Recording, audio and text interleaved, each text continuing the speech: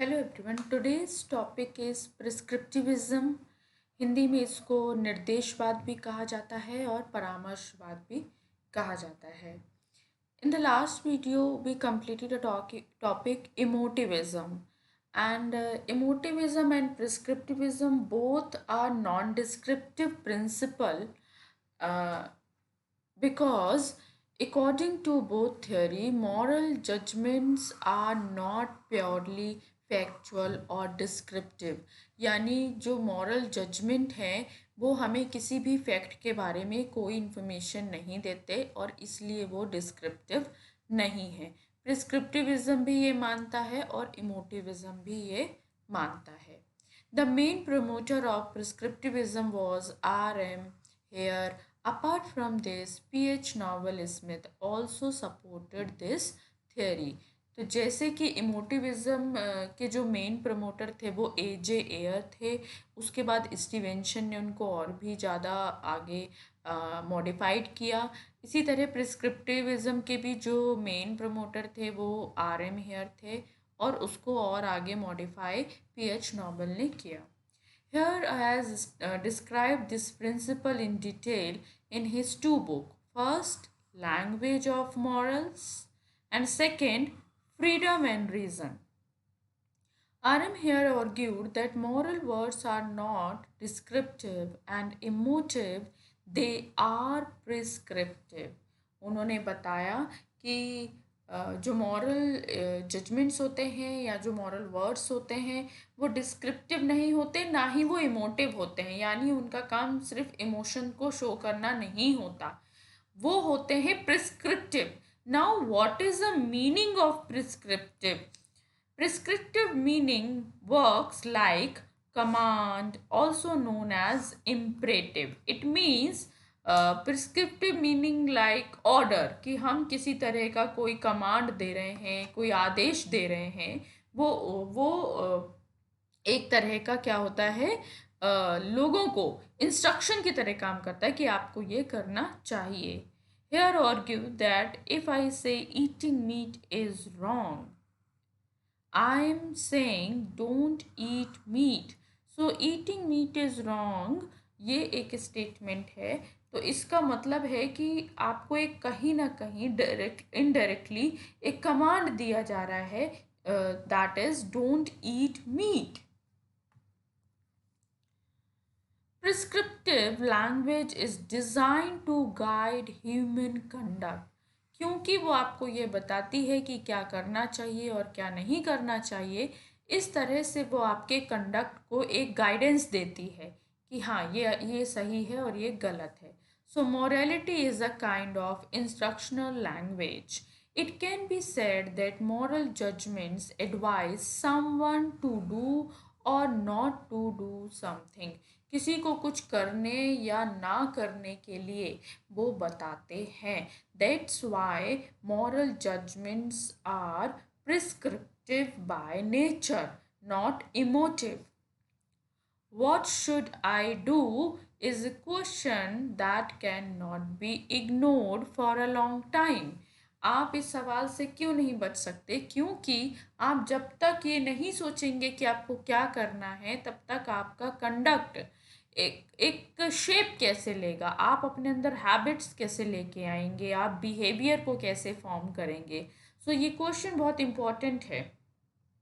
Both philosophers R.M. Hare and Smith recognize that moral judgments differ from factual descriptive judgments, but they do not believe that moral judgment can be expressed by emotion, etc., as the emotivists have conceded. अब देखिए, there is a difference between emotivism and prescriptivism. Emotivism की तरह प्रिस्क्रिप्टिविज्म ये तो मानता है कि moral judgements जो होते हैं वो डिस्क्रिप्टिव नहीं होते, बट वो ये नहीं मानता कि मॉरल जजमेंट इमोटिव भी नहीं इमोटिव होते हैं, वो ये नहीं मानता है जैसा कि इमोटिविस्ट मानते हैं। Prescriptivists believe that purpose of moral judgment is not to express feeling but to guide the decision maker or other people in relation to action. So प्रिस्क्रिप्टिविज्म क्या करता है, ह्यूमन को गाइड करता है, जो स्पीकर है, जो डिसीजन मेकर है, उसको एक तरह से कुछ करने या ना करने के लिए लीड करता है. When we say that such a deed is right or wrong, it means that we or other people should do or not do that deed. जब हम कहते हैं action is right, it means you should do this. And if I say action is wrong, I mean you should not do this action. Every moral judgment must have some direct or indirect instruction through which this judgment itself guides us or others. It is this instructional element inherent in moral judgment that distinguish them from factual judgments, which are not intended to guide but to give some information. तो आप देखो कि एक बात जो बार बार आ रही है, जो इमोटिविज्म और प्रिस्क्रिप्टिविज्म में मेन डिफरेंस है, वो ये कि according to emotivist moral judgements are emotive, and according to prescriptivism or prescriptivist, moral judgments are not emotive. They are like instructional element. Now another fact regarding prescriptivism, that is universalization. In a simple language, universalization is a principle that is applicable for all, or it talks about everyone equally. So the important thing is that here did not consider moral judgment to be just order. Now there are two things. जब हम order की या command की बात कर रहे हैं, तो यहाँ पे दो चीज़ें हो सकती हैं. एक तो जो ordinary कमांड्स होते हैं normal day to day life में हम जिन्हें यूज़ करते हैं, और दूसरी तरफ होते हैं मॉरल कमांड्स. ठीक है. So ordinary commands, it's like bring 1 glass water, close the door. It is ordinary command. And in the context of ordinary command, there is no utilization of universalization. कोई मतलब नहीं है. लेकिन in the context of moral order or moral command, the law of universalism is important. So here maintain that in every moral decision, in addition to order, there exists another element which he calls law of universalism. सार्वभौमिकता का नियम इसे हम कह सकते हैं. Here maintains that in every moral decision, in addition to order, there exists another element which he calls the law of universalism. जैसा कि मैंने last स्लाइड में बताया, this implies that a moral judgment apply equally to all individuals in similar circumstances. यानी एक ऐसा principal है universalism जो मॉरल जजमेंट को हर किसी के लिए एक समान परिस्थिति में लागू करता है. यानी ऐसा नहीं हो सकता कि एक मॉरल जजमेंट किसी के लिए तो एप्लीकेबल है और किसी के लिए नहीं है. So if a person accepts a moral judgment under certain circumstances, then he must accept that judgment for all person in similar circumstances. For example, if I'm saying you should speak truth, this is a moral judgment. So it is applicable to all, whether people are elder, whether they are children, या फिर whether they are American और whether they are Indian, कोई भी हो, कैसी भी situation हो. ये नहीं है कि हाँ बड़े लोगों को सच बोलना चाहिए, बच्चों के लिए चलता है, वो बोले या ना बोले. सो ये यूनिवर्सल रूल नहीं है. यूनिवर्सैलिटी है कि it is applicable for all equally in similar circumstances.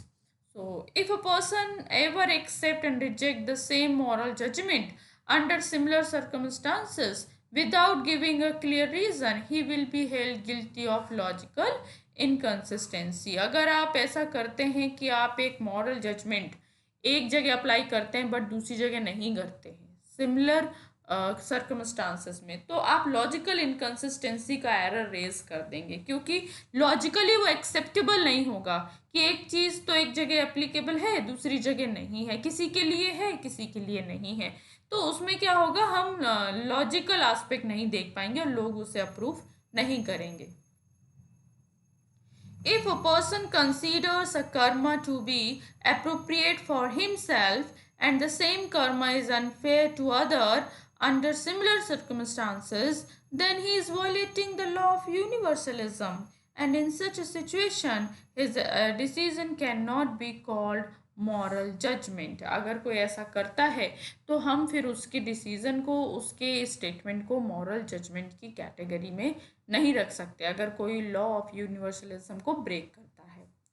Although it is not mandatory to have element of universality in ordinary order, जैसा कि मैंने आपको बताया था, ऑर्डर के दो पार्ट जो मैंने आपको बताए थे, one is ordinary and second is moral.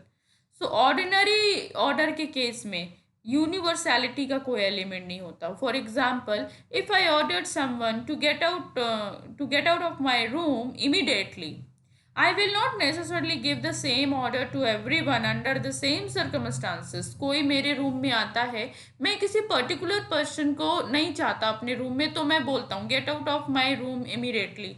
लेकिन ऐसा नहीं है कि जो भी मेरे रूम में आएगा मैं उस सबके साथ ऐसा ही बिहेव करूँगा, ठीक है, या करूँगी। तो सिचुएशन ये होती है कि ये ऑर्डिनरी ऑर्डर्स होते हैं, इनमें यूनिवर्सैलिटी का एलिमेंट नहीं होता। But in the respect of moral judgement you are not free at such. आपको ऐसी फ्रीडम नहीं है कि आप मॉरल जजमेंट के कॉन्टेक्स्ट में भी अपनी विल के अकॉर्डिंग ऑर्डर दे सकें। When a person gives an ethical decision in place of an order, then it applies to everyone with an equal view। जब कोई मॉरल जजमेंट पास करता है तो वो हर किसी पे एक नज़र से, एक दृष्टिकोण से एप्लीकेबल होता है। In addition, ethical decisions do not depend on the individual's will। भले ही आप चाहें या ना चाहें, आप ऐसा नहीं है कि मैं किसी के लिए चाहता था ऐसा वो करे, लेकिन किसी के लिए नहीं चाहता। So in the context of ethical decision there is no individual will, but in the context of ordinary decision, ordinary order, it may be influenced by personal will। Thus, it would be a mistake to take moral judgment as mere order। So there you can see there is a difference between ordinary order and moral order। Unlike emotivists, here hold that only certain qualities or consequence of an action make it appropriate। Our feeling about it do not make it appropriate। तो वो कहते हैं कि जैसे इमोटिविस्ट थे, वो कहते थे कि इमोशन क्या करता है, एक तरह से इमोशन कहीं ना कहीं मॉरल जजमेंट को डिस्क्रिप्टिव बना देता है, कि अगर आप जिस इमोशन को प्रेजेंट कर रहे हैं अगर वो सही में है तो वो स्टेटमेंट ट्रू है, और अगर वो नहीं है तो वो फॉल्स है। लेकिन यहाँ पे हेयर कहते हैं कि नहीं, ऐसा नहीं होता। इमोशन किसी को अप्रोप्रिएट या इनअप्रोप्रिएट नहीं बनाते, जबकि जो कुछ क्वालिटीज़ हैं, कॉन्सिक्वेंस हैं, वो उस एक्शन को अप्रोप्रिएट बनाते हैं। This is a reason why here believe that argument in support of moral judgment are intended to prove truth or not influence other। For example, when we call an action good, then this decision of ours indicate some such qualities or result of that action then make it good। जब हम कहते हैं कि some action is good और a particular action is good, it means कि उनमें कोई ऐसी क्वालिटी है या उसका कोई ऐसा रिजल्ट है जिसके बेस पे हम उसे गुड कंसीडर कर रहे हैं। और क्योंकि वो क्वालिटी, वो रिजल्ट एग्जिस्ट कर रहा है, वो एक फैक्ट की तरह सामने आ रहा है, in this sense we can say moral judgements can be descriptive. आप ध्यान रखिए कि इस सेंस में हेयर ये कह रहे हैं कि हाँ, इसे हम डिस्क्रिप्टिव कह सकते हैं। जैसे कि इमोटिव भी, शुरू में तो वो ये कहते हैं कि moral judgement are non descriptive, but end में अपनी फिलॉसफी को समझाते हुए कहते हैं कि अगर वो इमोशन को सही तरीके से प्रेजेंट कर रहा है तो वो ट्रू है, और अगर वो ट्रू और फॉल्स बता पा रहा है इट मीन्स वो डिस्क्रिप्टिव है। उसी तरह प्रिस्क्रिप्टिविज्म भी यही कहता है, वो स्टार्टिंग यहाँ से करता है कि moral judgements are non descriptive, but end में अपनी फिलॉसफी को समझाते हुए वो ये कहता है कि अगर वो ट्रू फॉल्स के बारे में बता सकते हैं तो इस सेंस में वो डिस्क्रिप्टिव माने जाएंगे। So like Hare Smith also, कि दूसरे फिलोसफर भी हैं, ज़्यादा उनमें डिफरेंस नहीं था तो बहुत ज़्यादा डिटेल नहीं है, बट स्मिथ का क्या पॉइंट है वो आप देखो। Like Hare Smith also believe that ethics is a practical science whose main purpose is to tell man that he should or should not do. According to Smith, moral judgment are used for many other purpose than counseling. अब आप देखो यहाँ पे you can see there is a difference between both philosopher, between Hare and Smith, because according to Hare, the main purpose of moral judgment is to guide human conduct. But according to Smith, there are other several functions or purpose rather than guiding or counseling. Here is the difference between Hare and Smith's view. According to Hare, moral judgment is used only for consultation, while Smith believes that moral language is not merely normative. वो सिर्फ आपको बता नहीं रही क्या करना है क्या नहीं, उसके अदर फंक्शंस भी हैं, like moral judgment and words are used to express personal preferences, to criticize or evaluate, to warn, to encourage or discourage a person for an action, to praise. Towards rule is also done for purpose of attracting attention. So there are other function of moral judgments. The meaning in which a person is usually a moral word on an occasion can be known only by understanding the context in which that word is used. आप कैसे किसी moral judgement के अर्थ को समझेंगे? आप समझेंगे कि वो किस कॉन्टेक्स्ट में यूज हो रहा है, ठीक है। आप सिचुएशन के अकॉर्डिंग अर्थ निकालते हैं। जैसे कि एग्जाम्पल मैं आपको बताऊं, जैसे एक बॉटल है, ठीक है, तो अगर मैं उसे उसमें पानी भर रही हूँ तो वो मेरे लिए वाटर बॉटल है, अगर मैं उसमें मिल्क भर रही हूँ तो वो मिल्क बॉटल है, या बच्चे के लिए वो एक टॉय हो सकती है। तो इसी तरह से ना, लैंग्वेज एक ही है, मॉरल जजमेंट एक ही है, लेकिन वो किस कॉन्टेक्स्ट में यूज हो रहे हैं उसके अकॉर्डिंग हम देखेंगे कि वो इवेल्युएट कर रहे हैं किसी को, या वो किसी को वॉर्न कर रहे हैं, या वो इंकरेज कर रहे हैं, डिस्करेज कर रहे हैं, ये डिपेंड करता है कॉन्टेक्स्ट में। So, all the mentioned motive for the moral judgment stated by Smith is describable because these judgments do not describe any fact as factual judgment. हाँ, लेकिन अपनी बात पे देखिए वो टिके हुए हैं, क्योंकि स्मिथ भी एक प्रिस्क्रिप्टिविस्ट थे, तो उन्होंने भी यही कहा है कि जितने भी ये जो काम मैंने बताए हैं जो एडिशनल हैं, उससे भी ये साबित नहीं होता है कि मॉरल जजमेंट डिस्क्रिप्टिव होते हैं, क्योंकि वो किसी फैक्ट को नहीं बताते। जब आप किसी को क्रिटिसाइज करते हैं या प्रेस करते हैं, वैल्यूएट करते हैं, वॉर्न करते हैं, इनकरेज करते हैं, डिस्करेज करते हैं, ये सब क्या है, ये फैक्ट से अलग है, ये सब काम फैक्ट के बारे में नहीं बताते। That's why moral judgements are not descriptive. Now there are two objections regarding prescriptivism. First is the objection is raised against here that he greatly limits the purpose of moral judgment. He accepts only one purpose of moral judgment, guiding man or human conduct. जैसा कि मैंने आपको बताया कि वो मानते हैं कि सिर्फ लोगों को बताना कि क्या करना चाहिए क्या नहीं, यही मॉरल जजमेंट का काम है। बट स्मिथ ने भी बताया कि इसके अलावा और बहुत सारे काम हैं। तो एक ऑब्जेक्शन ये है। Second, it is an objection against universality that any moral judgement can be justified on the basis of this rule. For example देखिए, इसमें ये कह रहे हैं कि अगर हम यूनिवर्सैलिटी के रूल को मान लें, यूनिवर्सैलिटी का रूल क्या है कि एक मॉरल जजमेंट अगर कोई पास कर रहा है तो वो हर किसी के लिए सिमिलर कंडीशन में भी अप्लाई होना चाहिए, जो आप अपने लिए कर रहे हो वो दूसरे के लिए भी होना चाहिए। So for example, a white person who behave mercilessly with black humans living in South Africa can say that if his color turns black, he should be treated the same way. यहाँ पे देखिए आप हमेशा news में हम लोग देखते हैं कि ब्लैक एंड वाइट का डिफरेंस हमेशा चलता रहता है। कभी कभी बहुत बड़ा मूवमेंट की तरह ये दिखता है, और दोनों ही अ, दोनों ही पार्टीज को नुकसान होता है। तो अब आप देखो कि ये एक सेंटेंस, सपोज एक वाइट पर्सन ये बोलता है कि एक ब्लैक ह्यूमन के साथ जो बिहेव होता है, ठीक है, अगर मेरा कलर भी ब्लैक हो जाता है तो मेरे साथ भी वैसा ही बिहेव होना चाहिए. So the judgment of a white person is universal because he believes that all black humans should be treated with cruelty under the same condition, and also expect that if he is black in color then he should also be treated brutally.